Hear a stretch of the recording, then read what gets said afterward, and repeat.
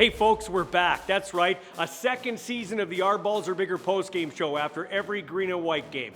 Join me along with my co-host Kyrie Zaber, the former NFLer and CFLer, and accomplished high school football coach Ryan Hall, as we break down each week's game for you.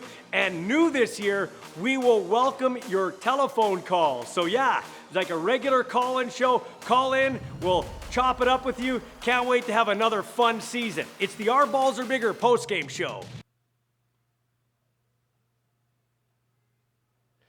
And welcome to the Our Balls Are Bigger postgame show. It is Michael Ball, and I'm pleased to be at Gerhardt Studios here in McCarra Street.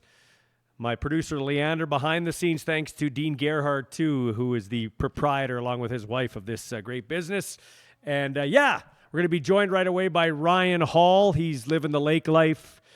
Saskatchewan Roughriders living the lake life. 37-18 over the BC Lions.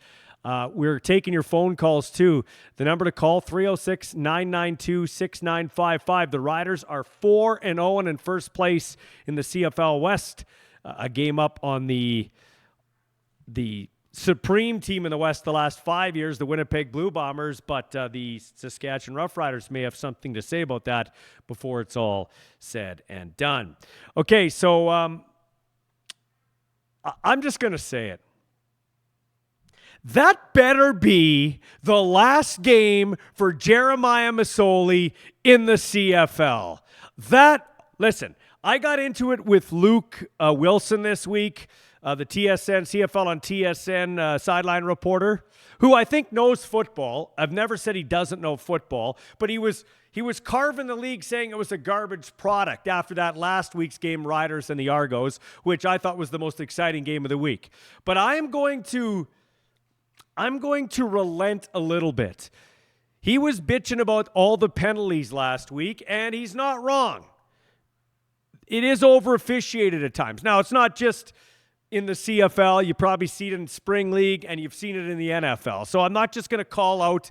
I think the CFL officials, dollars for dollars, do a pretty good job. And TSN or the Command Center, whoever's come up with this idea, they've done a better job with instant replay. But the damn game is over-officiated. Can we just let them please just let them play the game a little bit? Because I'll tell you what, it's crazy to have that many penalties. Now, back to Jeremiah Masoli. After this game, he should be investigated for theft, for stealing money from the BC Lions. That was awful. That was horrible. A veteran quarterback playing like that, and we can't let Michael O'Connor, we can't let Noah Picton, we can't let Mason Nias, we can't let Adam Sinagra, Michael O'Connor, who helped Canada beat the U.S. in flag football in a friendly international tournament in LA that had Pat McAfee's mind explode on his ESPN show that Canada can't be as good as the United States. Michael O'Connor, who was 9 of 11 passing for like 100 yards before he got an injury in a game against the Riders. I was calling the game for the Riders. And then we never saw him again. But we continue to get this bag of bones, Jeremiah Masoli, rolled out. What are we doing? What are we doing? Okay, so let us head to Ryan Hall now. Ryan, I'm going to let you weigh in on this. Your thoughts on, that better be Jeremiah Masoli's last game. I think it's just a trend in the CFL, and it's been here for decades, just the recycling, whether it's recycling head coaches or recycling quarterbacks. Very few organizations seem to have the courage to just say, okay, Ryan, hold up a second here. I cannot hear you for whatever reason. Oh. You're not coming through, so hold on a second here. Maybe this popped out. Let's do that again. There it is. Ryan, go ahead. Sorry, continue. Okay, can you hear me now? Yeah, I got you, man. Go ahead. Okay, good. Okay, I think what's happening here is the same thing we've seen in the CFL for decades, which is organizations that are too scared to take a chance on either head coaches or quarterbacks. They just recycle the same guys over and over again. We're starting to see a lot more willingness to take a chance on new head coaches. We're getting some younger head coaches in the league, some Canadian guys getting a chance, but there just still seems to be a reluctance to give the young quarterbacks a chance. And the kid that came in at the end there, Bryce, I think his name was, like, why not give him a chance? Why? And I would maybe say the same thing with the Riders too. Like, Jake Maier has had lots of opportunities in the CFL. What about Jack Cohn? Why not take a shot at a young guy like Jake Maier? I don't think is ever going to be like a marquee starter in the CFL. He's going to be a decent backup, as he showed tonight. Yeah. Where's our next starter coming from in Saskatchewan? Because Trevor Harris isn't going to play forever. So that's a good point, and I'm going to follow up with that there, because I think that's how you're going to win championships if I was running a team. But yeah, to Maier for a second, okay? By the way, I love the birds chirping in the background. You got the lake life, man. That's why I never want to come to Regina, man. That's why I don't come to the studio with you. I get it. So even though the studio there is awesome. Yeah, the studio's great, but I appreciate you being on with me. Adds a little ambiance. I'm not going to lie to you. Jake didn't have to be spectacular because the Roughriders have probably the most potent running game in the CFL right now. The line is creating some big holes. Got to give kudos to the offensive line. I honestly didn't think it would be that way with McEwen going down, and then they had the injury to Collins. Of course, you had Gagnon, but everybody has stepped up and done a great job. I don't think we can speak enough about how Logan Ferland is. I think he's the best offensive lineman in the CFL. I really do, just in terms of his versatility and everything like that. But I'm going to tell you right now, I was disappointed, Jake Maier. Jake Maier, this is your chance. Your chance. You signed a prove it to me deal. Coming in here, maybe you could be the next guy. I thought at times he was seeing ghosts in that game. Now, listen, we're not there. We only see what's on TV. It's a tight angle. But did you not agree with that? Well, there was a couple of times where BC was sending a 3-man rush, and he was kind of getting flustered. Like, he'd step and avoid the first person. As soon as he avoided the first person, it seemed like his eyes weren't downfield anymore. It was just kind of looking on and kind of getting happy feet in the pocket there. And that's if you're going to be a pocket passer, which he kind of showed that he was today. He's not a run and gun type of guy. You have to be able to have the confidence to step up in the pocket or step sideways to avoid the rush, but keep your eyes downfield so you can find those receivers if they're going to get open. Yeah, absolutely. So here's what I want to get to. If you're building a team, like back in the day, Ryan, I had a friend text me this, and he hit the nail right on the head here. When he used to go to games, he said, let me see here, and he's absolutely right. I used to go to games, and I used to watch, in order, in the glory days, Anthony Calvillo, Ricky Ray, Damon Allen, Henry Burris, Dave Dickinson, Danny McManus, Kevin Glenn, Casey Printers, Jeff Garcia. The list goes on and on. Doug Flutie. The list goes on and on and on. The other thing I'll agree with Luke Wilson in, I don't think it's a garbage product. I think it's a great game. It's the game is the best. But I will say this. Our quarterbacking is in trouble here in this league. We have almost 80% of the starting quarterbacks now. This was a backup battle today. You had McLeod Bethel Thompson against two aging quarterbacks yesterday, Bo Levi Mitchell and McLeod Bethel Thompson, and both didn't look overly spectacular. Trey Ford had some excellent he's an otherworldly athlete, right? So he was excellent at times in that game, but still needs to develop, and the jury's still out on him, and we'll get into that in a bit. Like, you've got Zach Collaros as your elite quarterback, and then I don't know who else. I don't know who else. Trevor Harris is 39. He's absolutely accurate, but I don't really think he can throw the ball much more than 30 yards downfield. Cody Fajardo is okay. He's maybe a bit above average. Nathan Rourke is hurt, but Nathan Rourke isn't he's not the Nathan Rourke we're talking about in 2022. Davis Alexander looks like he has an upside. I think Chad Kelly's elite when he's healthy, although a short little window. My point is this, Ryan. If I'm building a team right now, for instance, if I'm the Saskatchewan Roughriders right now, either Larry Dean or Kyle Carson, who's the assistant GM of the Roughriders, but is on every road trip with the team. Why is my assistant GM on every road trip with the team on the plane? You get paid to find talent.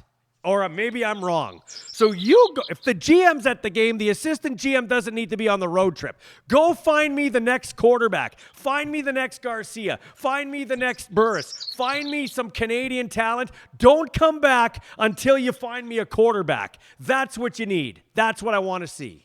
Agree or disagree? That one I agree with, because when you think of general managers and assistant general managers, all the front office staff, like, their work is done in the off season. During the season, what's the point of them being at the game, other than to, get the odd camera shot or whatever. I'm sure there's, like you said, there's scouting that can be done. There's, there's looking at other games and looking at talent, even looking at preseason games and, hey, is there anybody want to poach off a practice roster here from one of the teams? So I don't really understand why they'd be going on road trips and things like that, when I think there's lots of other work that needs to be done. Well, Ryan, here's my point. We used to, and I think you could be in full agreement of this, it takes more effort now. You can't be, and I'm not calling anybody in particular lazy. I just think the mentality, like you touched on, it's like we've just recycled the same quarterbacks. We give them the same chances. We don't get those great Warren Moons or any of those guys anymore, because the NFL is a behemoth and they keep those guys on the practice roster and pay them $400,000 and $500,000 to be on the practice roster. You can't even compete with that in the CFL. So you have to find that next guy from Eastern Washington, the young Bo Levi Mitchell. I mean, Elgersma and Curtis Rourke, in another year, like in another time, they would be here. They may never get here for 4 or 5 years. Times are changing. You know what I'm saying? Mm-hmm. Yeah, it's a tough job, but there's lots of good football players out there, and there's been lots of guys that have, in different positions, not just quarterback, but all positions, that have come from small schools and Division II schools and Canadian schools. And they're just there for the finding. That's a lot of the pro athletes are the ones that we see on TV. They're the ones that got the break. Somebody saw them and they got their chance. And there's other ones that probably are just as good that nobody saw them. So listen, you got to give guys a chance to develop into their role, whether it be a player or whether it be a coach. So I'm not going to be overcritical of Buck Pierce. Buck Pierce has proven as an offensive coordinator he's elite. He's got an elite football mind. But remember when I said this last week, and you agreed with me. In fact, we've talked about this a few times. When you're the head coach and you're the OC or DC or a special teams coordinator and head coach, that's a lot to bite off. So let me take you to where the game turned. Now, the players play and the coaches coach. The BC Lions are down, and they're rolling for a halftime lead. There's 29 seconds. They move the ball. There's 22 seconds.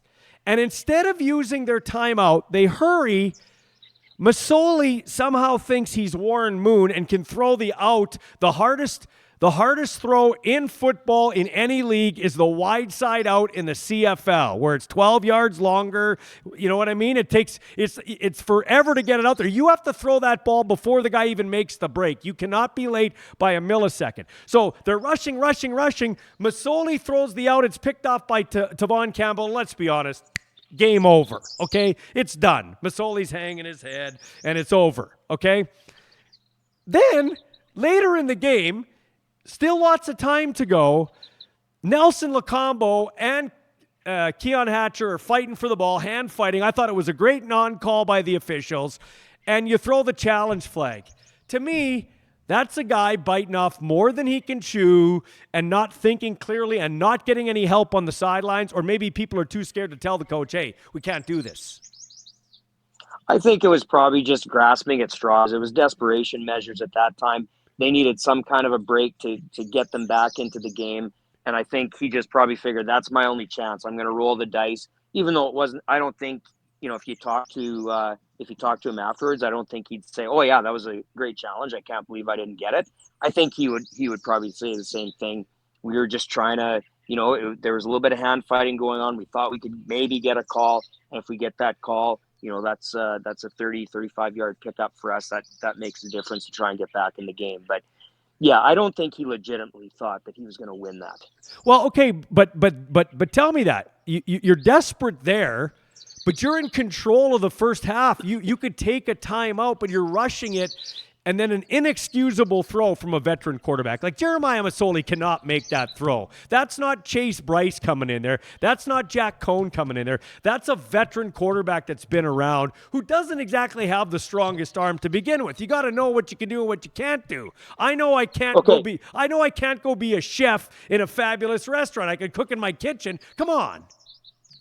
Yeah, and I think I'm going to get back to what you were talking about with using the timeout or not. And I think that's a huge problem with many Canadian coaches at any level, because they watch a lot of American TV where the timeouts are really important because of the timing rules. Down in the States, the clock runs and runs and runs. And if you don't have timeouts, like you can lose 2 minutes in no time. But in Canadian football, where the clock stops all the time, timeouts are not that valuable.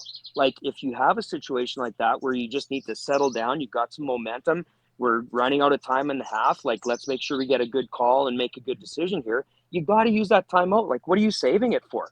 There's no reason to keep it in your pocket. Like, use it at a key time in the game. Like, it's the same thing, like, using a timeout if you look out and you got too many men on the field on third down. Yeah. Like, take the timeout and correct that, because if you don't, it's going to be an automatic first down for the other team. So just take the timeout, get your extra player off the field, and then you just saved your team an automatic first down they would have given up. We're going to take our first break, and as we go to break, we're going to see a spot from Italian Star Deli, because up next it's our takeout of the game. Is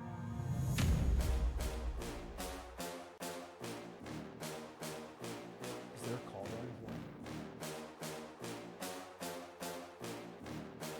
The Italian Star Deli, providing Regina and area with quality specialty products since 1966. When you visit the Italian Star Deli, you're truly part of the family. So drop by any time and they'll help you find whatever your heart and palate may desire. Whether you're looking for olive oil, specialty meats and cheeses, pasta, sea salt, vinegar, canned tomatoes, or one of their mouth-watering famous sandwiches, you're sure to find it and so much more at the Italian Star Deli, 1631 Victoria Avenue, Regina. All right, welcome back. Before we get to the takeout of the game, we got one and an honorable mention. We got a call, Ryan, and I'm not sure who this is, but we'll go to the phone lines here and just let it queue up. Go ahead, hit it, Leander, and we'll just wait till it loads up. Hi, who am I speaking to? You're speaking with Cayman Meller. Hey, Cayman. All right, Cayman. Cayman, good to hear from you, buddy. Yeah, Cayman, obviously. On, fellas. Yeah. So, Cayman, what'd you think of the game? Well, first things first, I think the show looks awesome. Michael looks a lot better. I'm enjoying seeing the growth in the show this year.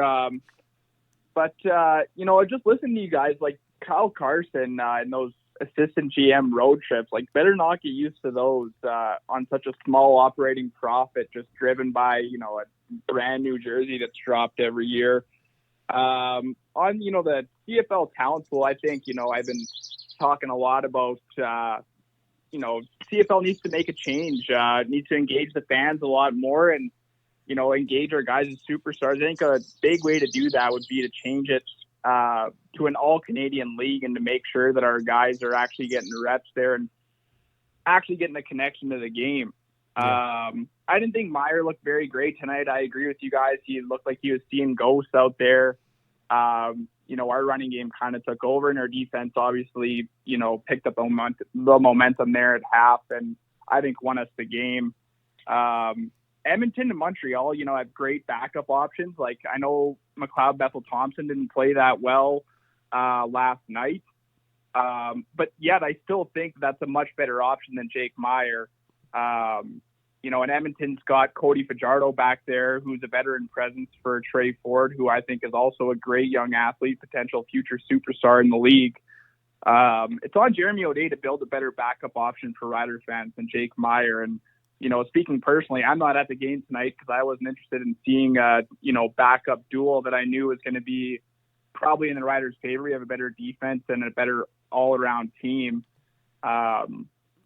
Just not good, and you see Mosaic Stadium that's not sold out on a, nice night, late June here, and concerning. Like I said, again, our defense looked really good. I thought there was a lot of good things to build off in that game, but, just that piece there, like if we're going to depend on a 40-year-old quarterback, we need to have a great backup option. I just don't see that.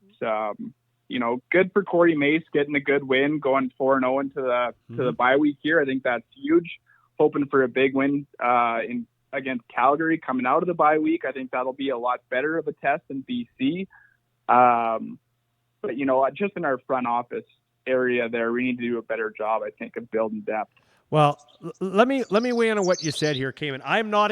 I want to point out a couple things. I like Jake Mayer. I think he's had a good arm. He can throw the ball. You saw a couple of nice throws in this game. So I don't want to. We say we want to see guys develop and stuff. Now, yes, he did get an opportunity to play in Calgary. It wasn't 2 really good years in Calgary. Didn't have a lot of help. So I'm not going to throw the baby out with the bathwater. As for your comments, though, about all Canadian, once again, I love the American players in this league. I think they bring some star power and, quote unquote, some credibility south of the border. But what I would like to see, Cayman, and Ryan, you can weigh in too. This is what I hear. It's a lot of double speak, okay? We've never had so much great Canadian talent on one side, and then but we can only have 7 starters for Canadians. I say bullshit. You probably can go 10 starters. I'd like to see 10 Canadian starters, 5 on offense and 5 on defense. I'd like to make it an even balance so you can't load up on one side of the ball. I'll start with you, Cayman. At least I'm kind of giving a compromise. What do you think of that? 10 starters at least. I'm more than good with that. I think there's a lot of Canadian CFL players that are more than good enough to earn that starting spot. And I think, like I said, the engagement from the fans would be a lot more if we had Canadian stars that they can actually connect with out there. Yeah. No, that's a good point, Cayman. Thanks for the call, man. Appreciate it. Appreciate the support. Say hi to your dad, Kevin, Mom Tina, for me. Okay, so, and of course, Montana. Ryan, your thoughts, though, on that and the fact that like 5 aside, I don't want to get rid of all the American players. I do not want to do that. The two best players in Rider history are Lancaster and Reed. They got a statue out front, okay? But I am with Cayman. Let's give our Canadian guys more of a chance, and I am 5 aside, offense, defense, 10 starters. That I think to have an all Canadian league would be amazing if we could do it. I'm just not sure if we have enough quality players for that many. But I do think we have enough quality Canadians definitely to have 5 starters on offense and 5 on defense. The other thing that Cayman said that I think was a valid point, and because I had the same conversation at the Whitewood Golf Course this morning with my buddy Brian, where he's got tickets and he decided, no, I'm not going to go into the game because if it was Rourke playing, I'd go in, but to go and watch 2 backups, I don't know if I want to go in for that. And so Cayman basically said the same thing. Yeah. So I think that's probably a pretty common sentiment that a lot of fans probably have. And that's my whole point. You win in this league with quarterbacks, like good quarterbacking, like elite quarterbacking or well above average quarterbacking, and the best Canadians. It's never changed. It's a thinking man's game. Thinking man's game in the offseason, how you build your roster. Shit, Ryan, it's a thinking man's game week to week. Where am I going to put my Canadians? How do I maneuver it? If I got this guy, I got to have a backup. But that's why I also want to see 5 aside, because then you can't load up with like 10 Americans on one side, and because here's what we hear too, and this is a little bit of a misnomer. Oh, well, see, quarterbacks are getting killed because we got Canadians on the offensive line and Americans are having their lunch. Well, the BC Lions have started 4 Americans on the offensive line, and they've got the shit beat out of their quarterback, so that doesn't hold up either. No, if you look across the league, there's lots of Americans playing O-line, and there's lots of starting quarterbacks on the sidelines, so the math doesn't seem to add up there. Okay, take out of the game. The honorable mention goes to Marcus Sayles, who is leading the league in knockdowns. At times, He could be guilty of taking some plays off, and I think he gets away with it because he's in a great defense. But he didn't take that play off. That was a Tyrone Brackenridge-like hit on James Butler, little shoulder. It was clean, knocked him down. A little bit of a, once again, the quarterback, even the simple dump passes out of the backfield were a little off kilter. So that helped Sales come up and make the play. But you wanted to make a comment about that and how you coach the kids in younger football to make the play. Well, yeah, not even coaches how to coach players. They use the term hit, and you use the term hit, and that's a term that we try and distinguish in Safe Contact, in Football Canada's Safe Contact program. Are you trying to make a hit, or are you trying to make a tackle? You know, a tackle is a football play. A tackle is where you're trying to stop the forward progress of the ball carrier. You're using your arms to try and wrap them up and stop them. Again, going back to our rugby roots, where Canadian football came from, a hit is kind of where you're trying to, and you use Tyrone Brackenridge as an example, which is a perfect example because he went for hits all the time. And, you know, he made some hellacious collisions, but he also made some hits where the receiver bounced off and ran for an extra 20 yards. And so if you go in there and you make that same strong, solid contact with your shoulder, but you use your arms to wrap up and make a tackle, that's what I would consider a football play. It's not an intent to try and, you know, knock somebody out or anything like that. You're just trying to get there and make a hard, aggressive, physical football play, which is a tackle. Okay, so now let me take you to the hit of takeout of the game for our friends at Italian Stardelli. I really like this kid on the BC Lions in a losing effort. I just like watching good football players. And my son, who plays the same position, not dressed yet for the Winnipeg Blue Bombers, got a front row seat against the BC Lions in Winnipeg, and he said, I love this Beaulieu kid. I like how he plays football. What a hit. Great. Well, you talk about it because you've coached defensive backs. You played defensive back. I just love how he made up ground, and that was textbook. Now, there you're not making a tackle. There it's bang, bang. But, yeah, he still could have. That was still a hit, not a tackle. But it was a great play. Playing defensive back, he was in his own coverage there. He was playing free safety in the middle. And a lot of players, when they're playing zone defense, they just get too locked in on the quarterback.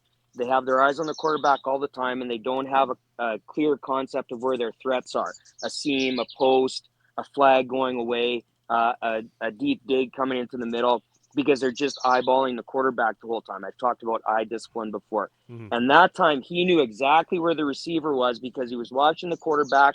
When the quarterback pulled the ball back and took his hand off the ball, he broke on it immediately because once the quarterback takes his hand off the ball, he's throwing. You know, if he keeps his hand on the ball, he can pump fake it. But as soon as he takes his hand off, he's going to throw. And you could see from the end zone view where he saw that hand come off the ball and he immediately opened his hips, broke right to the receiver. So he wasn't like just chasing the ball. He knew exactly where he was going to take a line to the receiver and made the play when the ball got there. Yeah, it was a great play, and that is our takeout of the game. You talk about patting the ball, right? One throw that Masoli made was exactly that. He took his hand off the ball, went to throw it, but he was going to dump it underneath, I think, the Butler or in a shallow crosser, and he saw Thurman jump it, and he tried to pull it back, and then it just kind of end over end flubs into the turf. So you're right. You can't once you let the ball go or once you take it off and start that motion, it's hard to bring it back. Okay, we're going to step back and take another break. Time for another sponsor break, and it is our drive of the game for our friends at Ward Tire Craft.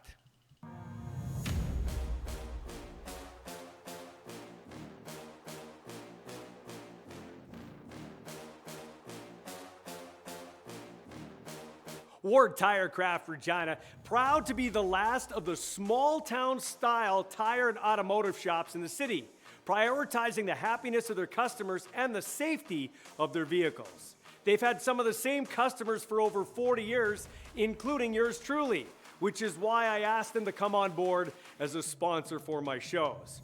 For all your tire and mechanical needs, go see Michael Barth and his crew at 101 Dudney Avenue. Tell them Ballsy sent you, and you get 10% off.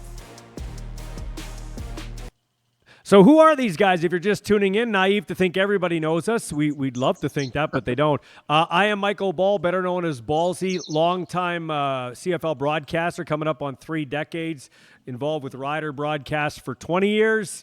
And my colleague here, Ryan Halsey, Ballsy and Halsey. This guy is well known around the provincial circles for being a provincial championship coach with Campbell, was at Winston. Where else have you been coaching before besides RMF? Cairnport. I was at Cairnport for 17 years. Coach Team Saskatchewan, coach Team Canada. Yeah. Coach with the Thunder. Yeah. Kind of all over the place. Yeah, and of course running a bunch of safe contact tackling camps around the province. And also with the merger of the 3 reserves, right? Ochapowace, help me out again. Ochapowace, Cowessess and Kakawishta. That's right. Helped. We tried. Yeah, we had a team going. Tried to get it going for a couple years, and it just. Yeah. We didn't have the legs on it. So, I don't know. Why isn't football as big as maybe it could be with the Indigenous community? And we'll tie it into what we saw tonight with the logos. Why isn't it as big as maybe it could be, in your opinion? Well, football is the kind of sport that you practice way more than you play. Mm-hmm. And for kids that aren't used to that, for kids that are just kind of used to, hey, we just play, like there's not as much opportunity for organized practices or coaches that have the background to give them that kind of organization. It's maybe a little bit harder for them to buy into a sport where you have to practice 3 or 4 times before you get to play. Mm-hmm. And I think that's why up north, like the northern Saskatchewan Football League with the schools up in the far remote areas of northern Saskatchewan, they've been keeping that alive for over a decade now. So those coaches up there have got some development, and we have that jamboree. I think they did a little thing about it at Mosaic tonight up on the Jumbotron, did a little profile of that Northern Jamboree. So, in those communities, it's for most of them, they've been at it for over a decade, and they're still surviving, and kids are getting the opportunity to play. But and football's a hard sport. Like, mm-hmm. It's not for everybody. Yeah. Tackle football is not for everybody. Absolutely. So let's talk about our drive of the game. I could have picked a couple of Rider drives, no doubt about it. They really bludgeoned the BC Lions running the football. And when Betts went out and Hendricks went out, really hurt the BC Lions on the D-line. But my drive of the game was the one where the BC Lions scored a touchdown. And this is what I wanted to talk to you about. So BC goes tempo or hurry up or muddle huddle, where they don't get in a huddle, but they're kind of muddled around the line of scrimmage and just let's keep going. Got the defense on their heels. They get Hatcher down Main Street, wide open, touchdown. All of a sudden they're winning the game 7-6. And every time they used it, they got a lot of success, except for, once again, that short yardage situation where they went offside down near the goal line, had to settle for a field goal instead of getting the touchdown.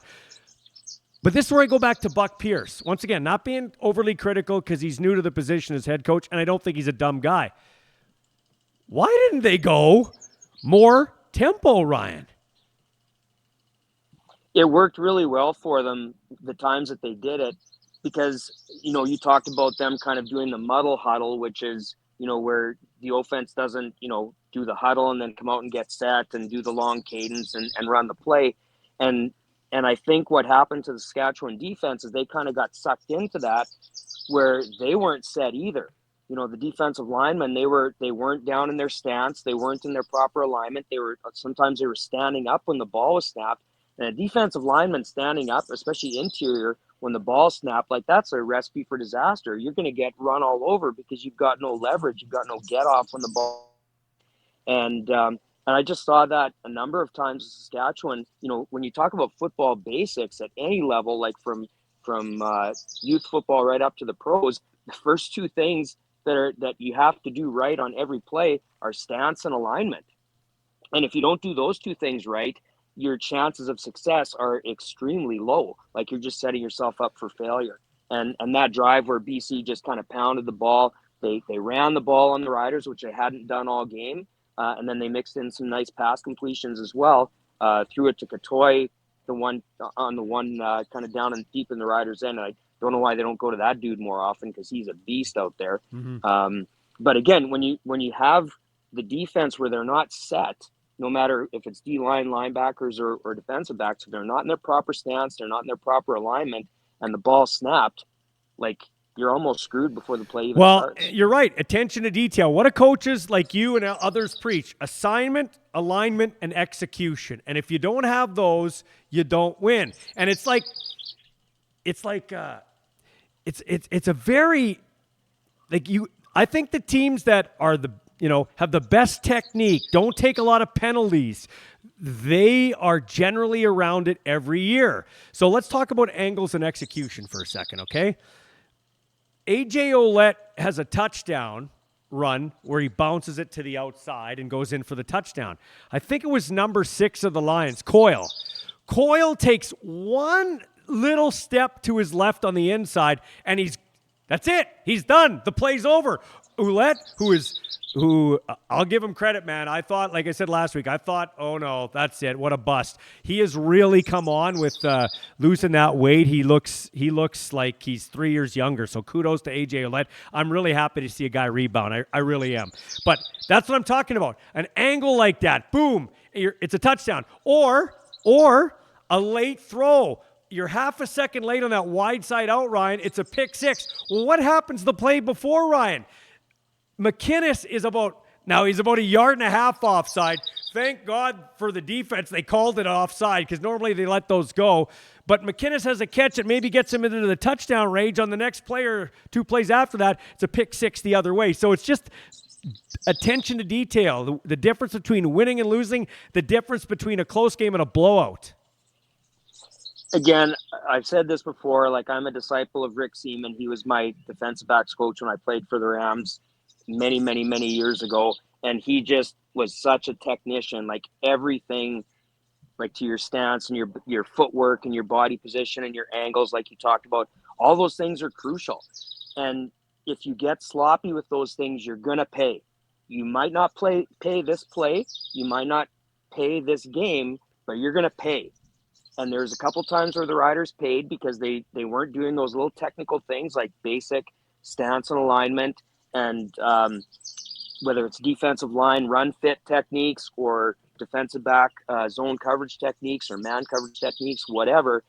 If you don't do those things right, you're going to pay at some time. And we talked about this last week where the defensive back coach for the Riders, didn't think it was a big deal that, that they're giving up a bunch of yards. like, do you not want to be the best? Like, do you not want to get better? And getting better, like, you have to do things right. Like, I'm just a big believer in that. And, whether it's the discipline and technique, or like you alluded to also from last game, discipline with controlling yourself so you don't take stupid penalties. Like, don't you want to do things right? Then practice it. Practice every day like you want to do things right and you want to be the best. If you don't, it's going to catch up to you. Yeah, so that's what I want to talk about before we take a break. Tackling early on in the season is not very good, and it's because they don't do a lot of it in training camp. It's not like the 90s and the 80s where you went, I know we're trying to protect players, but is it not a little ridiculous where, what's football, Ryan? Blocking and tackling. If you can't practice that regularly with pads on, then how can you expect the product to be good on game day? Like, there's got to be a way where we can have more padded tackling practices. I'm sorry, but when Luke Wilson says the product on the field, we can't outright dismiss what he's saying. Like, I don't want to outright dismiss what he's saying. And the first 4 weeks, tackling is junk. Even in the NFL, it's kind of junk the first 4 weeks. I thought this game was probably the Riders' worst tackling game. Like, I thought the other games, it didn't stand out as being bad, but this one, there's just so many tackling attempts where the players weren't in a good body position to anticipate contact. They were way too high. There's a lot of tackling around the shoulder pads, which is rarely going to be, a successful tackle, and sometimes leads to a penalty, as we saw with BC. They got that, kind of cheap horse collar penalty there. There are lots of ways where you can practice tackling with lower risk. Like, you don't have to tackle running plays. When you do tackling in practice, when you're doing an inside run period or a Pascalin or a team period, which is like a scrimmage, like there's lots of opportunity to get hurt in that because coaches don't have much control. Like if AJ Ouellette is running the ball in practice, you don't have control of whether it's going to be Micah Johnson tackling him at the line of scrimmage or if it's going to be Roland Milligan 20 yards down the field trying to tackle him in the open field. And then you're going to get your star halfback hurt maybe if Ouellette lowers his shoulder. But if you do tackles in drills, coaches control so much. They control the matchups, they control the space, the speed, the parameters of the drill, like how the drill should work, how fast and hard the offense should go. And you can tackle bags. Like there's lots of, and blocking as well. You know, you can block bags. You can do lots of things where players are holding bags and you're blocking and tackling on the move, but they still have that added level of cushioning that's going to take away a little bit of the contact that happens in a live block or tackle. So yeah, there are ways of doing it, but I don't think, especially at the pro level, I don't think many coaches do it because, you know, they spend most of their practices doing walkthroughs, like, you know, working on plays. All right, we're going to take a break. And on that note, it's time for Payson Insurance Services On the Money.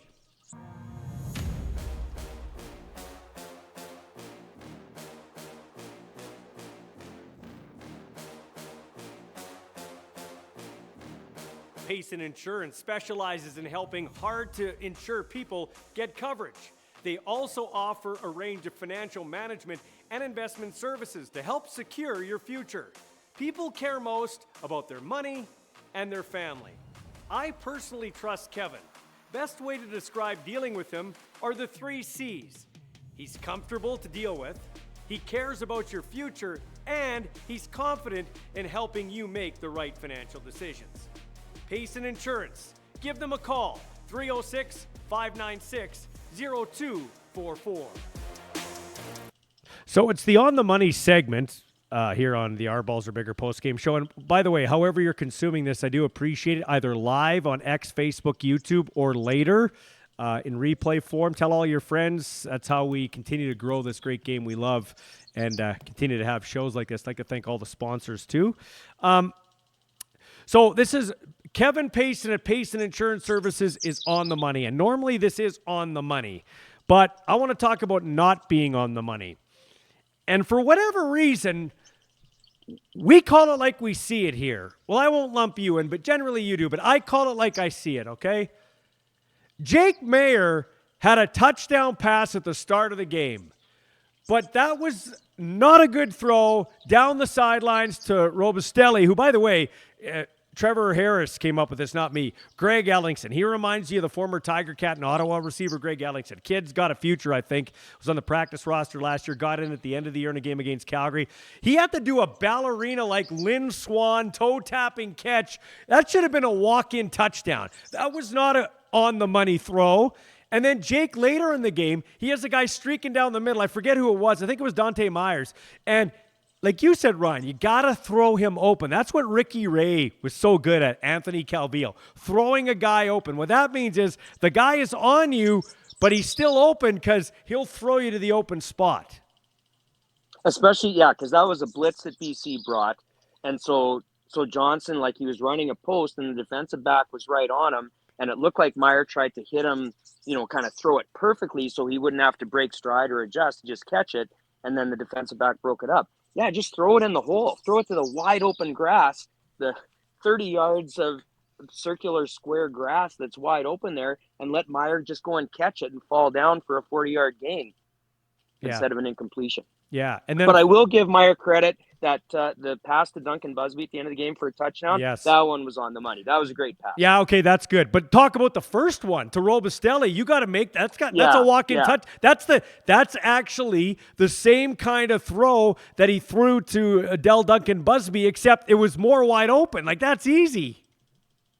Yeah, and I don't think he was under pressure. You know, sometimes if a guy's got somebody in their face, that they're just going to jack it up to get rid of it, and sometimes you miss that open guy. But I don't think that was the case there. I think that was just a miss. and luckily a great acrobatic catch by Robicelli. Okay, so I talked about AJ Ouellette and how it's great that he's rebounded from his injuries, and I love to see these athletes. That's what they do for a living, so it's great to see them excel, right?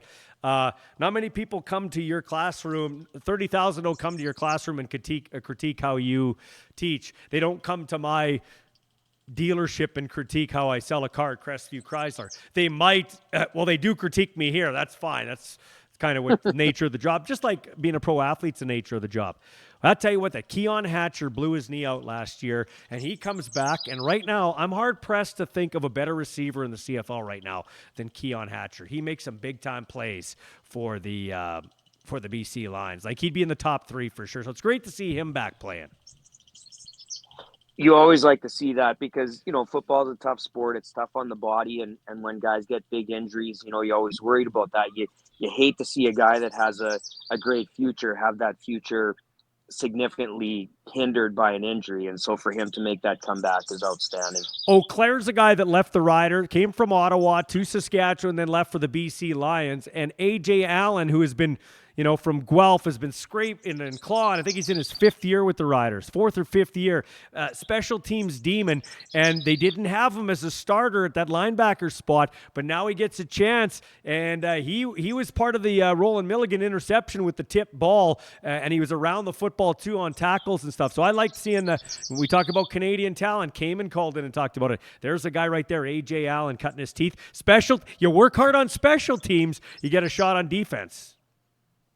And I've always believed that, like as a high school coach, I coached that for years, for the kids that were second stringers. Hey, you want to get on the field as a first stringer? Show us what you can do as a special teamer, because we're going to be using you on special teams. Show us how you can block in open space. Show us how you can tackle in open space, and you'll find a spot on the offense or defense. So on defense too, I wrote this play down.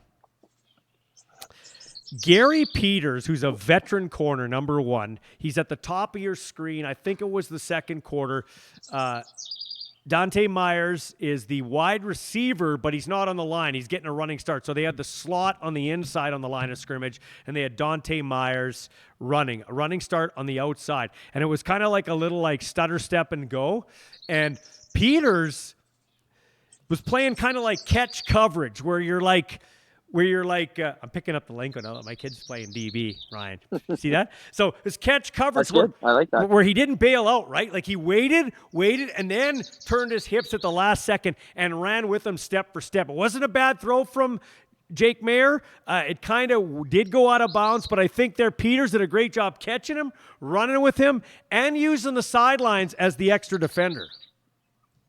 We talked about that a little bit last week. That's really a key of pass defense, is disrupting the routes of the receivers, and catching is just where you kind of hold your ground. Don't have your feet anchored in the ground, but you're not bailing out. You're just kind of trying to stay in front of the receiver, forcing them to reroute, and then you can use your positioning to try and force them wherever your help is. And in that case, like you said, his help was the sideline, and so trying to funnel him over to the sideline really limits the throwing space for the quarterback and makes it tough to make a completion. Another couple of gritty players, Jaden Dalkey, who has moved from he was like a strong side linebacker when he first got here, / safety, then a starting safety, then got a bit in the doghouse with Mace, but Mace really likes him now, and they've got him training, kind of cutting his teeth as a weak side linebacker. So he's showing a lot of versatility and depth. But how about Nick Wiebe too?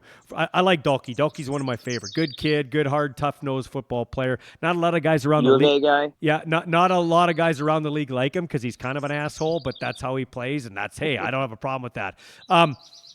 But Nick Wiebe coming back from, it was a knee or an Achilles? Like he had back-to-back injuries, and this guy was flying around on special teams. I've really noticed him on special teams, and in particular tonight, number 43. Mm-hmm.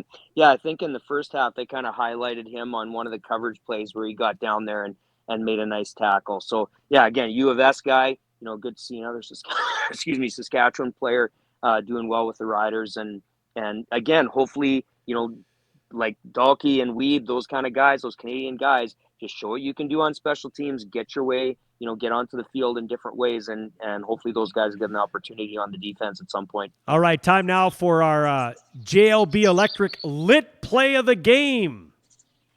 At JLB Electric, their mission is to provide top-quality residential and commercial electrical services in Regina and surrounding area. They're committed to delivering efficient, reliable, and affordable electrical solutions, including new construction wiring, renovations, service upgrades, and 24-hour emergency assistance. Their team of licensed electricians ensures exceptional service from start to finish. They prioritize safety, customer satisfaction, and expert workmanship.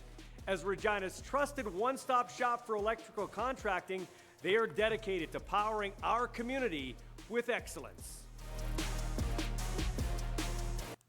Thanks to Chris Cater and JLB Electric for getting on board, and all our sponsors, Michael Ball, Ryan Hall.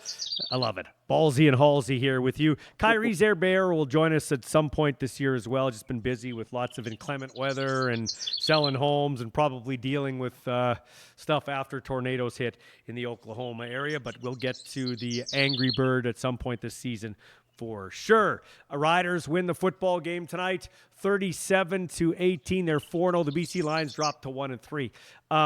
Before I get to the lit play, actually we'll do the lit play first. It is the interception by Tavon Campbell. Just take me through that play once again. I'm talking about the late throw from Jeremiah Masoli, but maybe take me through from what you'd be expecting from Tavon Campbell, the former Ram, Charger, Jet. Regina Ram, Charger, Jet, Stampeder in his second tour of duty with the Riders. I kind of think that Masoli was anticipating, because of the time, like just, being in the dying seconds of the half, I think he was probably expecting the defensive backs to be playing softer, to be playing back, kind of not wanting to give up the big play. He probably didn't anticipate Campbell being up that tight and jumping that route that hard. Yeah. But I mentioned this when we were watching the game, when we were texting back and forth, that sometimes it seems with these quarterbacks, like they're just kind of predetermining what they're going to do. They're not reading the defense. And it's not hard to see if a corner is playing back soft or if he's playing up tight and more aggressive. You just have to take a look. And that wide side out in the CFL is not as wide as it used to be, because they moved the hash marks in. So the wide side and the narrow side are not as distinctly different as they used to be. It's still a far throw, but not as far as it used to. And so it was just bad decision making. We saw that a couple of times with both quarterbacks, where it seemed like they had just kind of predetermined where they're going to throw, especially throws out to the sideline.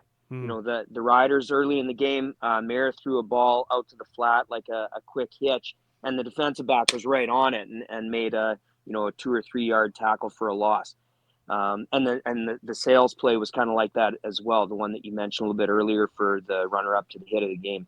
Yeah. So I think it's just like you talked about this is a thinking game, for the management and the coaches, but it's a thinking game for the players too. You have to be looking at what your opponents are doing and making a wise decision based on what you see. And I can't imagine that he would have looked really closely, like otherwise he would have seen Campbell that tight. But you got to have confidence to do that. Like finishing a corner or a defensive back in football is the hardest thing to do. Like to be out on the island as a corner and to jump that aggressively and get in front of that pass, like you got to have a lot of confidence to do that. So good for Tavon Campbell for having the balls to make that play and the physical ability to make the play. Yeah, nice catch. He had a hammy issue after that last game, or a little lower back issue, and overcame that to play a solid game here. He did get nicked up a little bit later as the game went on, but all's well that ends well with an 88-yard interception return. And so I got this from Scott texting me. He said, talk a little bit more how the Canadian quarterbacks should get way more opportunity to earn a job in Canada in the Canadian Football League as opposed to the 70th best quarterback in America, and or a guy that's been around maybe past his due date in Jeremiah Masoli. Now, admittedly, I've got a bone to pick with Jeremiah because that whole Garrett Marino thing, that was the last time Jeremiah Masoli was really that good as a competent starter, when he took that shot in the knee from Garrett Marino, which, by the way, was not a clean play. Marino took a lot of flack, and maybe partially rightfully so, but he was flexing because he was excited that he made a big play. And let's be honest, alpha dog, maybe a bit of a meathead. He was excited, got caught up and everything. But for Masoli to claim racism, I know exactly what was said. It wasn't racist. I won't say what it was, but it wasn't racist. And then he kind of was talking down about Rider Nation and Rider fans and Saskatchewan guys, and his teammates were too. So I was like, that kind of turned me off with Jeremiah. Hey, tough. Came back from a bunch of injuries. I'm happy that he's back to still be playing, but I think his time has passed him by. But yeah, I really think, Ryan, just back to what I said, why don't Canadians? Well, I'll tell you why Canadians don't get more of a chance, because there's a coaching bias, and that's why we need the Canadian ratio. That is why I argue for the Canadian ratio. It is actually laughable that the Canadian in elbows up, Canada. We're now Carney and Trump are fighting again, right? And the only Canadian job we won't protect is the Canadian football player in the CFL. We're okay for that to be gone. Isn't that laughable to you? Like, come on. Yeah, it is. It's been going on for a lot of years because of the American bias. But that's the great thing that I see in the CFL with more Canadian coaches, more Canadian head coaches, is I think those guys are going to be, like if Mike O'Shea, if the Winnipeg Blue Bombers drafted Michael O'Connor, like, you think Michael O'Connor is still on the roster? Yeah, I kind of do. Yep. Like, I kind of think, if Mike O'Shea had him, then he would keep him. So I think it's all part of the picture. I think the rules are part of it. Like, the coaches are playing by the rules they have, the ratio rules. And if the ratio is changed where it's, something like what you suggested earlier, the 5 on offense, 5 on defense, if that's changed and they have to be more aware of Canadian players and give more Canadian players a chance, they'll do it. And they're going to find that those Canadian players are going to be effective. They're going to be good. But it's just all those things need to come together. The rules, the Canadian coaches, the Canadian general managers, and then still, the good job that has to be done across Canada in minor football, high school football, junior and university to prepare players, which I think is happening better than ever in Canada. That has to keep going. Are the BC Lions the worst team in the West? I haven't seen Edmonton play yet, but watching BC tonight, they sure didn't look very good. I watched Calgary the other day, and they didn't look awesome. Winnipeg has been looking good, but yeah, I don't know. I like I said, I haven't seen Edmonton really closely yet, but at the same time, BC's playing with their backup quarterback, so if Rourke played, I think it'd be a little bit of a different game. And again, they had a number of injuries. Like Matthew Betts went down at the end of the first half there. I thought he was their best defensive player in the first half. Well, he certainly looked like the old Matthew Betts before he went to the NFL. And we'll get into the Warriors of the game, Waldo's Warriors of the game. But I think the BC Lions, they've always been my second favorite team. It was the Riders. It was the BC Lions, and then whatever team was closest to folding, believe it or not. That's how the CFL's always had one foot on the ground and one on the edge of the cliff. It's part of its charm. That's how I was as young Michael Ball growing up from 6 all the way up. It was Riders, BC Lions, whoever else. But I think the BC Lions are the worst team in the CFL right now. Take the record. I know they've won one game. Toronto hasn't won a game. Edmonton hasn't won a game, but Edmonton they went toe-to-toe with Winnipeg till the fourth quarter, and then they just haven't found – they just got to find a way to win. And that'll be my next question for you. So I think the BC Lions are the worst team, not just in the West, but the CFL right now. Will that be at the end? Hopefully not for them, because Amar Doman's doing so much to build it up. But let me ask you this. How do you learn how to win? Mark Killam was snapping at his radio guys after the last game. He's mad. My team's not broken. We're coming back. Like, how do you teach your team because you hear this, we got to learn how to win. We have to add winners. How do you learn how to win? That's really tough. Like that mental toughness is, that's a huge skill. That's like in life, that's one of the most important skills of life. If you want to survive and thrive, is to be mentally tough, to be able to handle adversity, the ups and downs that come, to be able to go with the flow, keep your composure, and not lose your mind when, when things are falling apart around you. And a lot of it is confidence, but it's got to be a genuine confidence. Like, I watched, I'm a Chicago Bears fan, and I watched the Bears go 4-0 in the preseason last year. Is like, oh, okay, well, coming off a season where they didn't do very well, didn't make the playoffs. Oh, they went 4-0. They're preseason champions. Well, what happened in the regular season? It didn't translate. I think a lot of it, I think it's culture. It's having those members of your team, coaches and players, the positive leaders that bring confidence, that bring the work ethic, that we got to do things right, and the humility to understand that nothing is guaranteed for us, that we have to earn everything, and everything's going to be hard. And so everything we do at practice is important, and every yard on the football field in the game is important, and doing our technique right is important. And especially when things aren't going your way, when you're not getting the bounces, you're not getting the wins, like that's when that stuff is crucial. And again, I think we've talked about this before with president of the Eskimos, Chris Morris. Chris Morris. That's what Chris Morris is trying to build there. He's trying to get those kind of people who have that character, that strength of character, that can turn a losing franchise around. Like that's, when I moved to Regina, whenever that was, 17, 18 years ago, and went to Campbell, like Campbell had won one football game in 3 years. And so we had to change a culture there. Like, it was a big school. They had athletes, but they didn't have a clue how to win. They didn't know how to practice. They didn't know how to prepare for games. And so that was something we had to change. And part of that was in the coaching staff. We had to bring on some different coaches, and we had to, be a little bit more selective with the players. And if there's players that were bucking against the culture, like, we don't need that. Like, we're this is so hard. Winning tackle football games is so hard.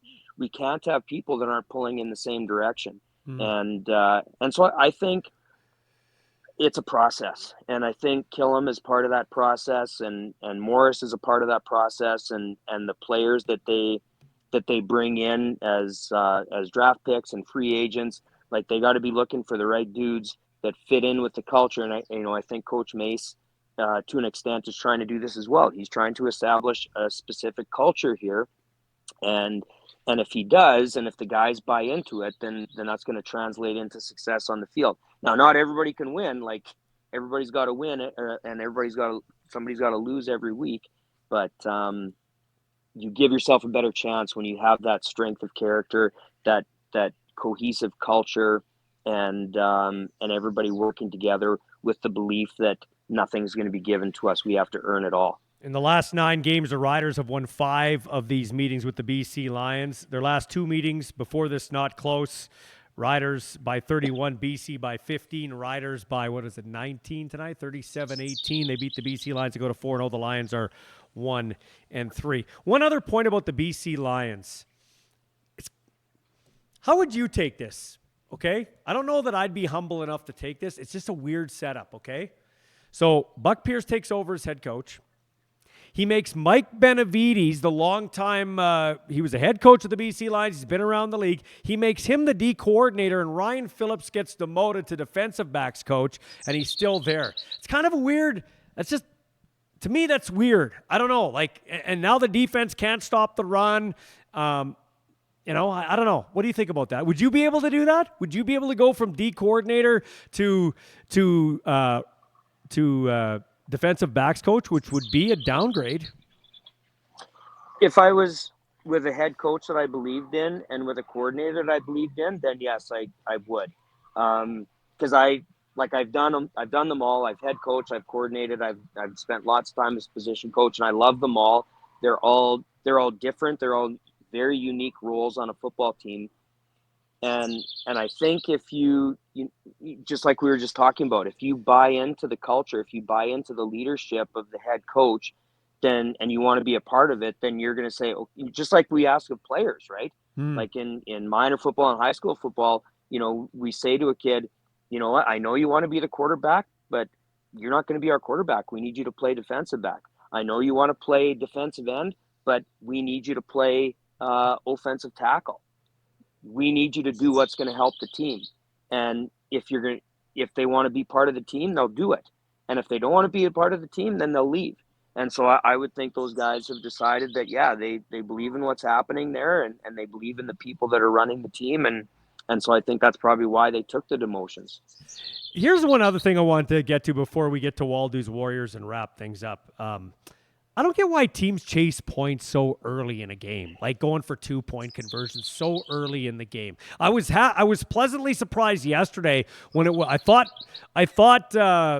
although Moss was pretty smart, I thought Moss, because he was trying to chase down, it was that game, and instead of, it was like a 9-point difference, and they ended up kicking the extra point to make it 8, so it kind of gave them at least mentally, hey, we still only have to get a touchdown on a 2-point convert, because if you miss it, then you got to make up more ground. But the BC Lions were chasing points, or the Riders were chasing points. I don't know what it was. Riders were chasing points early in the game, and you have the lead. Yeah, when they went for 2 after that touchdown, I think it was early in the third quarter. Yeah. Yeah, there's so many ways to get points in the CFL. The Rouge is such a big thing. There's lots of ways to get points. You don't have to. Yeah, they were up by 2 touchdowns, and they went for 2, and I just thought, like, just leave it. Like, they ended up getting a couple of Rouges or a couple of points back anyway. If they would have just kicked the convert, they would have been better off with the Rouges that they got added to it. Plus having a much simpler play to be successful with, which is a convert rather than a 2-point play with your backup quarterback. So yeah, I mean, you see that at all levels of football. Sometimes coaches kind of outcoach themselves. They start to get a little too analytical, and as a head coach, it's hard not to do that. Like, oh, if I do this and if I do that, you kind of play this little game in your head, and you end up, instead of making the simple, clear decision, especially at that point in the game, like if we're talking halfway through the fourth quarter, okay, yeah, then I could see it. If you can extend it to a 15, 16, 17-point lead, whatever, to make them, get 2-point conversions when they score touchdowns, or to make it a 3-possession game, 2 touchdowns and a field goal. Okay, well, yeah, then maybe at that point you chase the points. But yeah, that early in the game, I don't know, more often than not, I just see it not working out. Yeah. Hey, we got a couple of minutes to take your calls. 306-922-6955. You see the number there at the bottom of the screen. Don't be shy to call. Just an audio call. We had Cayman on.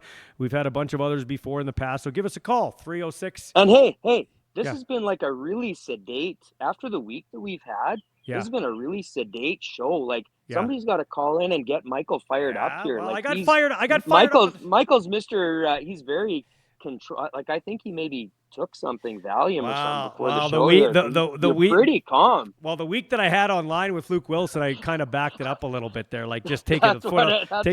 Take the foot off the gas. Well, you know what? Like, it's not the game that's broken; it's everything around the game that they have to pick up. And even the commissioner said that, so he was kind of on board with what I said. Funny thing is, I've asked the commissioner to come on. I've called Lucas Barrett at the office 10 times minimum. 10 times calls, 10 times texts, and not one time did anybody get back to me. Mum's the word. So maybe, whatever, they don't want to come on. Just tell me you don't want to come on. But for a league that's averaging 15,000 fans last week, you would think that only really has a high average in fans when the Riders or Bombers are playing at home. Like, the average attendance will be up there this week because the Riders and Bombers played at home. 27,000 here tonight, 33,000 in Winnipeg. You think you take every call. So, yeah, I've kind of backed away a little bit here just to give myself a little bit. I don't want to be like the old man yelling at clouds all the time. Okay, we're going to take a break, come back with Waldo's Warriors, and then wrap up the show. But you can still call in if you want. I love the birds chirping. That kind of that's what it is. The birds are calming me down, Ryan. That's the birds. It's the birds, man, and not the angry bird, Kyrie Zeber. This is the Our Balls Are Bigger postgame show. Well, Waldo's Warriors highlights the stars of the game. And speaking of stars, how about Paul Waldo? Played at Dr. Martin Labolas, played for the Junior Thunder football team, U of S Huskies, coaches the U of S Huskies, and won 3 Grey Cups, 2 with the Montreal Alouettes, 1 with your Saskatchewan Roughriders. He's taken that dedication and teamwork mindset to the real estate game with his great team at Royal LePage. Get in the real estate game with Paul Waldo by giving him a call, 306-502-5355.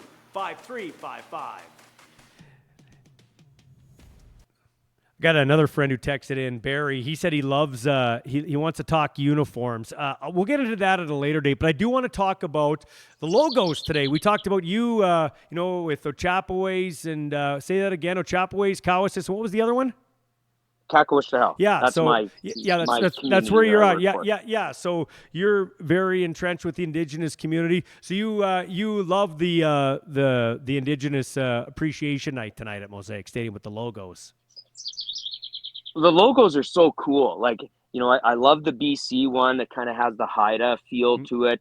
And the Rider one is awesome. Like they had the one they used last year and this year with kind of the all green, but then as they were mentioning on the show, and I think I saw it on social media, they have the color version as well of the logo. Like they're so cool, because they just represent so much of what BC is and was, and so much of what Saskatchewan is and was. And I just think it's, those kind of things are cool ways of promoting the league, doing something a little bit different, doing something creative, tying football in with culture and community. That's awesome stuff. Hey, you know what's awesome too? I'll give kudos to TSN. Their production work has been a lot better this year. Friday Night Football, the camera angles. I feel like Instant Replay's been better. They've got a couple of different angles. At least that's how I feel, and I like it. But Ryan, it's very important, especially in the CFL where we don't have NFL money and have all the camera angles. We might have 5 or 6 cameras. I'm just making it up. I don't know. But NFL seems like they have 18 or 20. They can see the blades of the hair in your nose. That's how good they are. But the call on the field is very, very important. That is crucial in the CFL. I think it should be crucial in both leagues. Like I think instant replay has gone too far where they, like you said, especially in the NFL, where they can go frame by frame and see the little pellets of black rubber in the turf flying up and that kind of thing. To me, instant replay should be you play the replay at regular speed, just like what the officials saw. And if it's not, kind of like they mentioned on the broadcast tonight, if it's not clear and obvious, just leave it. Leave the play as it was called on the field. Like that one fumble in the first half there where they did an instant replay review. They didn't take long, which I really liked. They looked at the couple of different angles, and there was nothing clear and obvious to dispute the fumble, and so they just left it. And I really think that would expedite the games so they don't drag on as much, and it also validates the officials on the field, like the importance of the officials. We need those guys and ladies that are out reffing football, and so let's just let them do their job as much as possible. Waldo's Warriors for Paul Waldo, the 3-time Grey Cup champ. Get in the real estate game with Paul, 306-502-5355. Let's start with the BC Lions. On offense, I like what Keon Hatcher does. I already talked about him. I'm probably going to go James Butler. Eberhardt reminds me of a Brett Ralph type of receiver. Maybe a little bit thicker type of receiver. I like Eberhardt, but I'm going to go with James Butler on offense. I don't know if you agree or disagree there. He was 100%. He was kind of their workhorse. On defense, I was going to go Matthew Betts. Like you said, he had a great 2 sacks, and also great job stuffing Tommy Stevens. Like he took on, as you pointed out, we were texting back and forth, he took on 2 blockers on that play. But I'm going to go. And he did. Go ahead. Okay. No, go ahead. I was just going to say, he took on 2 guys and showed his face in the gap, and that's what forced Stevens to cut back, because he wanted to go into that B gap where Betts was, but he saw Matthew Betts right there, and so he cut it back, and then I don't remember who the player was on the A gap for BC that was there to make the play, but it was all because Betts was right at the point of attack, and he forced Stevens to change direction and cut back. So, not many people would notice that, but that was a huge play by him. No. And again, I got a little bit of a bias because I got to coach Mathieu on the national team back in 2014, and he's a good dude out of Laval. Yeah, and you pick up on it, so I'm glad we can text back and forth. Great, and he looked like closer to the Matthew Betts that set the all-time sacks record for a Canadian in a season when he eclipsed the old BC line Brett Johnson. Then he went to the NFL. Maybe it's the NFL hangover. Comes back partway through the year, misses training camp, and now he's hurt, unfortunately. And that looks like that could be a 6-gamer. Go on the 6-game injured list. Hendricks goes down on the D line too.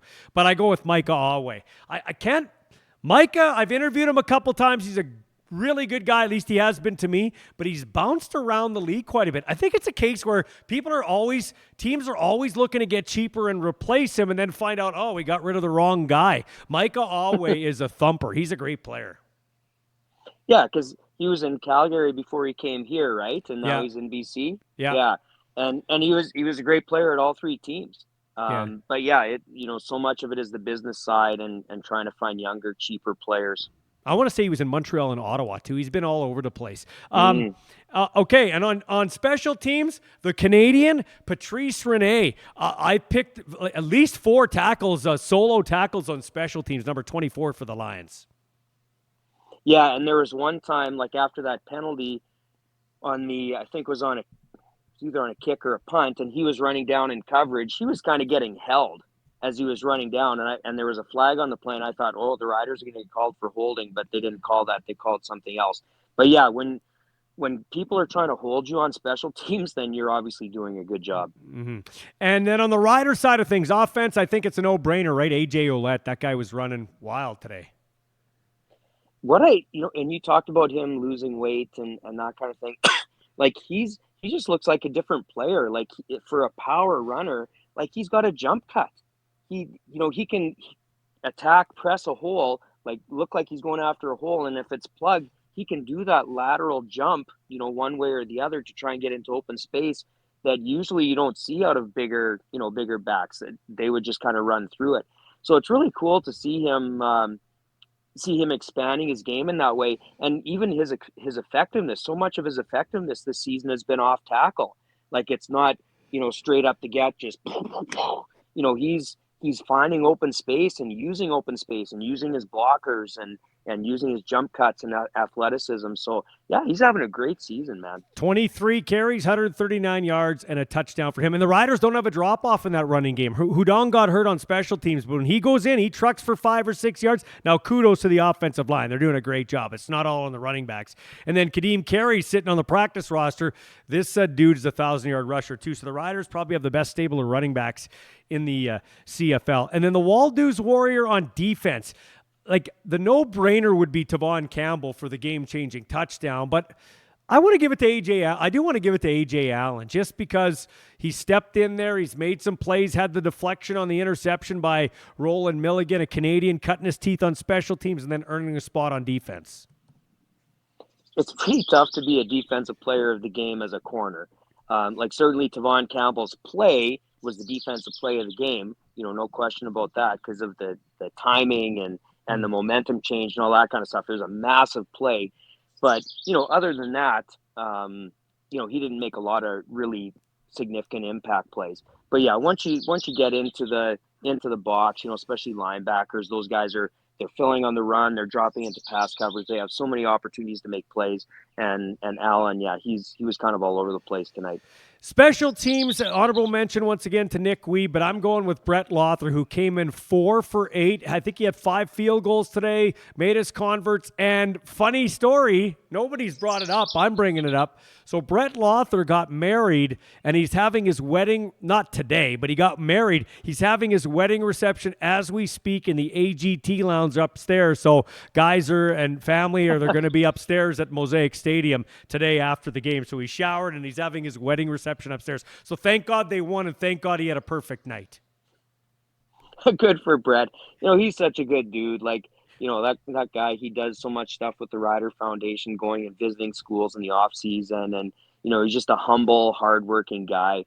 And very, talked about mental toughness a few minutes ago. Like kickers got to be very mentally tough with all the crap they have to deal with, whether it's weather or pressure or new holders or whatever. You got to be super mentally tough. And I think even though, Brett's not a big, imposing physical guy, mentally, I think he's pretty strong. Well, I hope for a good game tomorrow as we wrap things up here. It's Ottawa and Toronto. It's in Ottawa. Battle of the backups again. Nick Arbuckle, who won the Grey Cup MVP here when we actually sat in the studio, Gerhard Studios, and watched them beat the Winnipeg Blue Bombers. A year later, I'd be mad if that happened, but then I was just indifferent.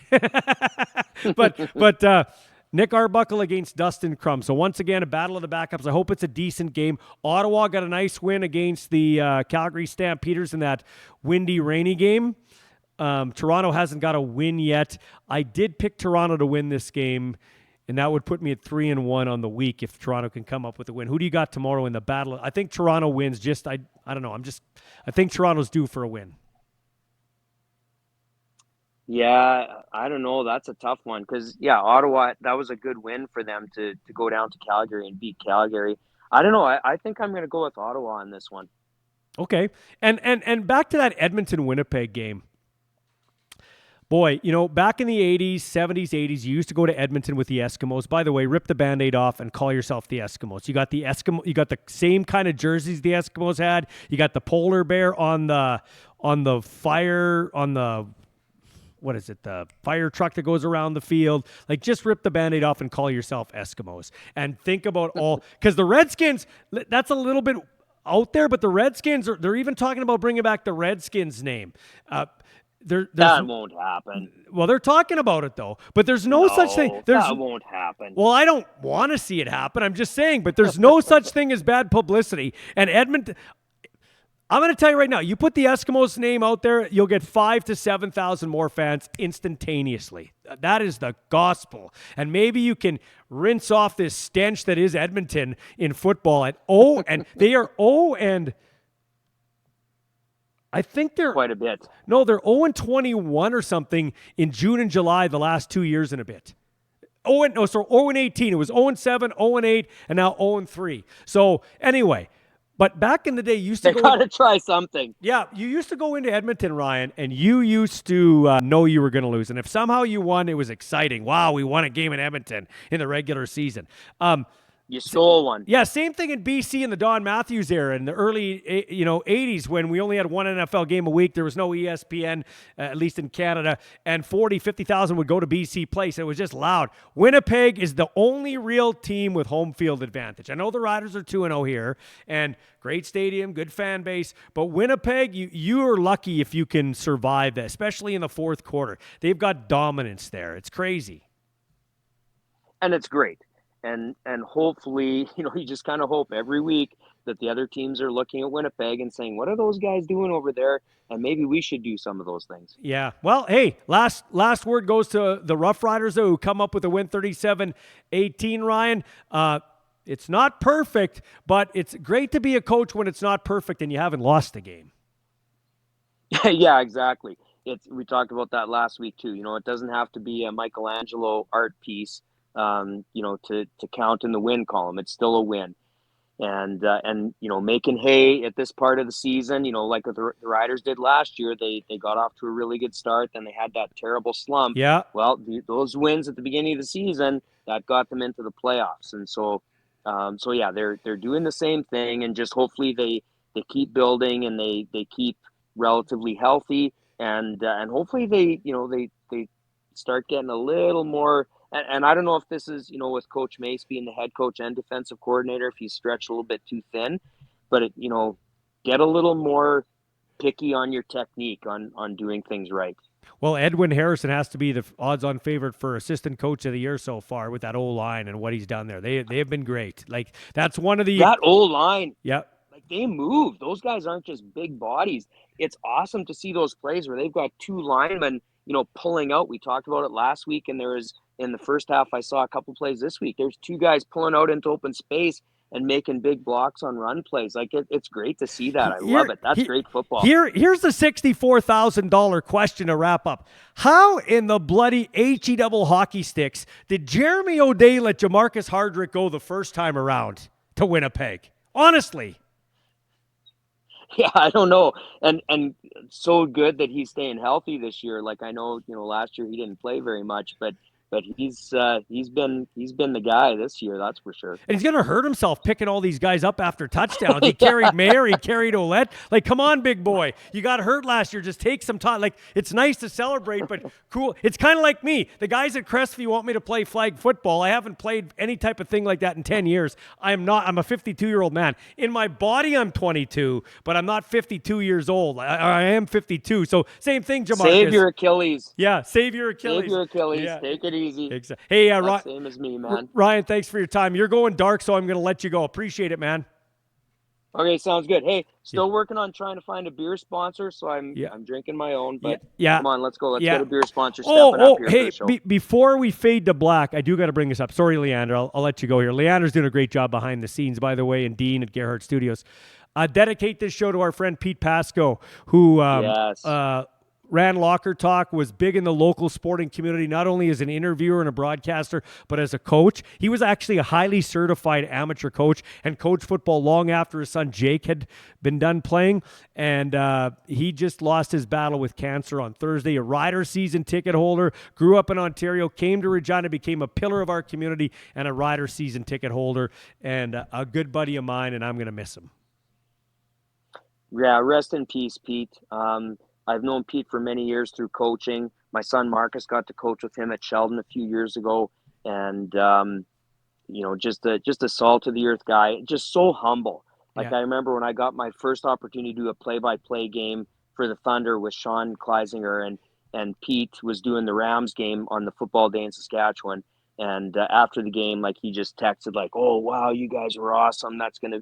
Made it sound like we were way better than him, because that's just how Pete was. He was just so humble and so encouraging of other people. The only bad thing I can say about him was he was a Packers fan. But other than that, like, salt to the earth, just a great dude, and condolences to Zach and to all of his friends and family. Yeah, for sure. By the way, you and Sean Kleisinger did do a great job. So did Pete, but you and Sean were outstanding in the booth there. I thought the best in Canada. All right, that'll do it for our time. Thanks, Halsey. I appreciate it. To all our great sponsors, to Leander for helping behind the scenes. I appreciate it, buddy. Bring you a couple more beer the next time. And to Dean and Nicole from Gerhardt Studios. I'm Ballsy. Enjoy the bye week. Riders are 4-0, 37-18. A beatdown of the Toothless Lions. Thanks for catching the show. A reminder, the best form of promotion is word of mouth. So please tell everybody you know about this show. As we grow this show, we in turn help to grow the game we love, the 3-down game. Catch you next time.